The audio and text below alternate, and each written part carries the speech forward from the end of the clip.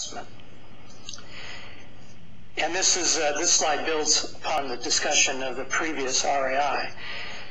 Again, talking to probability of detection at locations where tube and support wear may occur. So in our response plan, we will provide a discussion of the likelihood of significant undetected wear, both for tube-to-tube wear as well as tube-to-support wear. We'll explain the treatment of undetected wear at supports and for tube-to-tube contact. And again, we will provide the basis for the approach used in the OA as a part of our response. And once again, does the staff have any questions about this approach? Yes, and I think the key will be to convey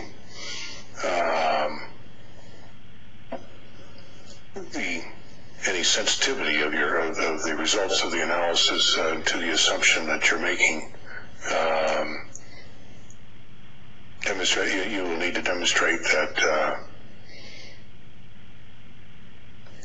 consideration of the broader possibilities would not change the outcome.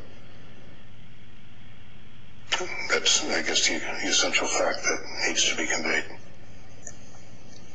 All right, so I understand that what you're looking for is to make sure that we convey the sensitivity of the results of the analysis to the presence of where that's not detected through the inspection. If your assumption,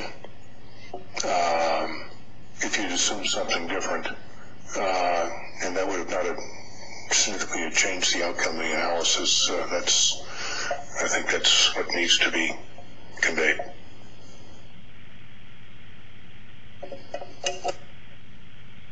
All right, then I think I understand. In the operational assessment, we used a probability detection function, and you're asking us to explore the boundaries of that function and the sensitivity of results. Well, I think it's not the function so much that I was questioning, but you're limiting you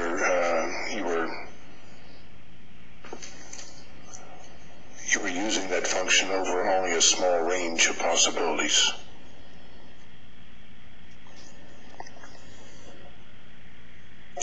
Right, the represented by the 5% value for probability detection. Okay, I understand, Emmett. All right, we understand what you're looking for, and we will include that in our response.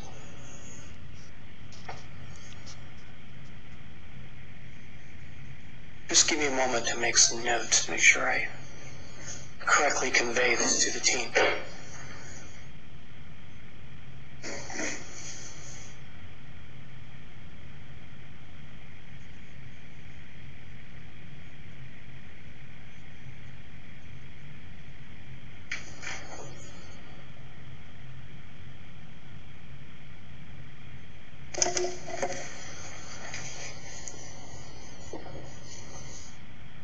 Mike, one thing that might be helpful to us as well is as you're going through these and you're talking about your plan, your response plan, is to indicate whether or not you do have the information currently available, or whether you're going to need to go out and do any additional assessments, analyses, or whether you have to go get additional information, and that will help us start as well.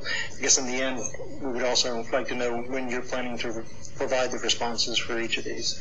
Whether you plan to provide all of them at once, whether you're going to respond to each one individually, and when we would have that information.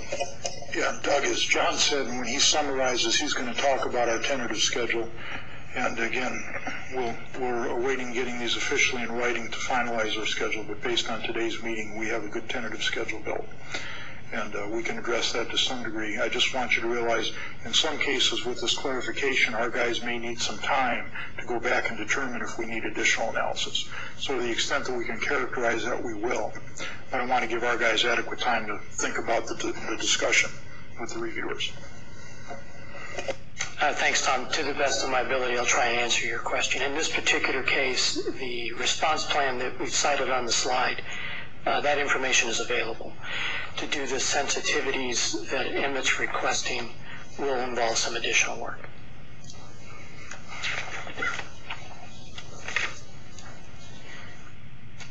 If we could move to slide 17, which discusses RAI number 10, questions regarding